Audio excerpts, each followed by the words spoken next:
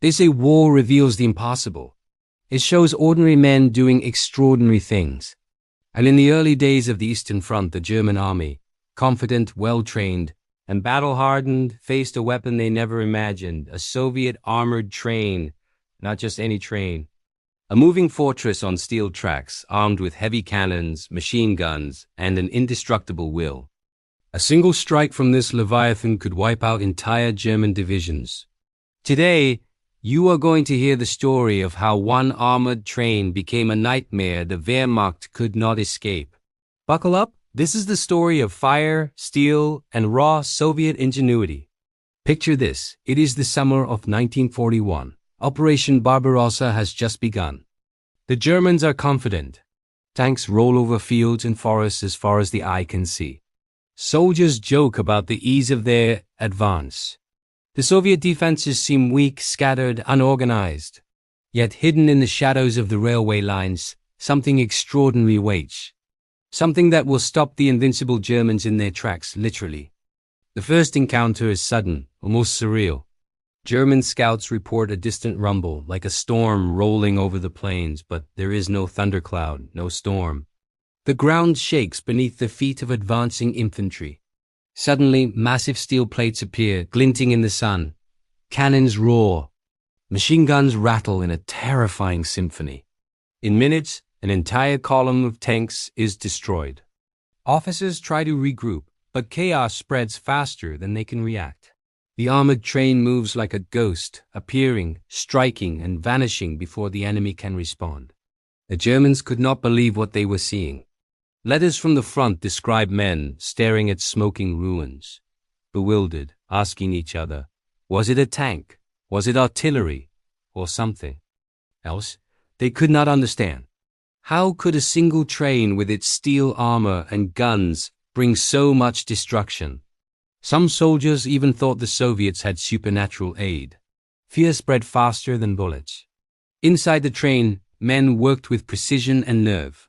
Artillery crews calculated impossible shots. Mechanics tended engines that groaned under immense strain. Commanders directed operations like conductors of a deadly orchestra. Every action mattered. One mistake could destroy the train and its crew in seconds, and yet they thrived under pressure. Courage became second nature. Every kilometer of track was a battlefield, every turn a potential ambush. The armored train was more than a weapon, it was a psychological terror. Entire divisions hesitated to advance near railway lines. Supply convoys slowed, reinforcements stalled. German officers realized their strategies had to change. The railways, which were supposed to give them mobility and advantage, became traps. They called it the ghost train. Soldiers whispered about it at night, trading stories of sudden devastation, hoping that such encounters were exaggerations. But the numbers spoke for themselves. Hundreds of vehicles destroyed, thousands of men lost, entire battalions rendered ineffective. What made these trains so effective was not just their armor or firepower.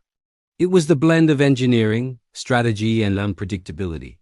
Soviet commanders knew the terrain, understood the rail networks, and used them to their advantage.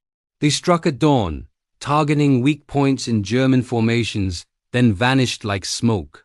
Reconnaissance planes often arrived too late to see the carnage.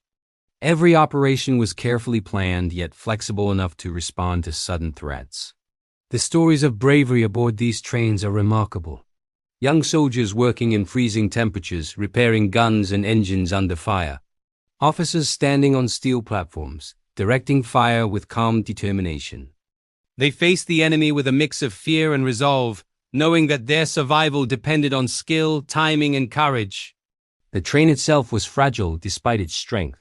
Mines, artillery, and ambush could destroy it in moments. And yet it survived again and again, almost as if it had a life of its own. In one engagement, a single armored train intercepted a German division trying to flank a Soviet position. The train unleashed a hail of fire. Tanks were torn apart. Infantry units scattered. The Germans tried to counterattack with artillery, but the train had already moved beyond range, leaving devastation in its wake. Officers wrote reports in disbelief, questioning how such a small force could achieve so much. And the Soviets celebrated quietly, knowing the train was both a shield and a sword, capable of protecting their lines and striking fear into the enemy. These encounters were not isolated. Throughout 1941 and 1942, armored trains shaped battles in ways that conventional armies could not predict. They disrupted supply lines, delayed offensives, and bought precious time for Soviet forces to regroup. Entire campaigns were influenced by the presence of these rolling fortresses. Veterans recall the sound of engines and artillery as unforgettable, the roar that preceded destruction, the shadow that brought dread.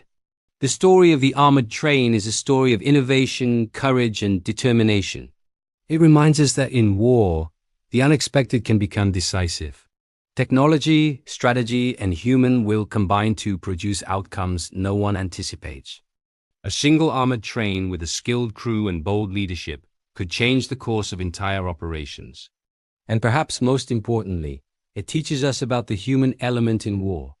Behind the steel and fire were men and women who risked everything, who faced impossible odds, who operated with skill and bravery. They turned a train into a weapon, a symbol, and a legend. The Germans may not have believed their eyes, but history remembers.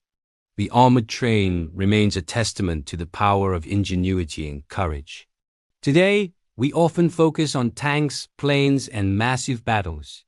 But the armored train reminds us that even in the age of industrialized warfare, ingenuity and courage can turn the smallest forces into legends. It is a story that deserves to be told, a story of a ghost on steel rails that haunted an army, and of the men who made the impossible real. So next time you think of World War II, think not only of tanks and airplanes, but of the rolling fortresses that changed the game in ways few ever imagined. One armored train, one brave crew, one incredible story, enough to shake even the mightiest army of the time. And that story is not just history. It is a reminder of what human courage and ingenuity can achieve even against overwhelming odds.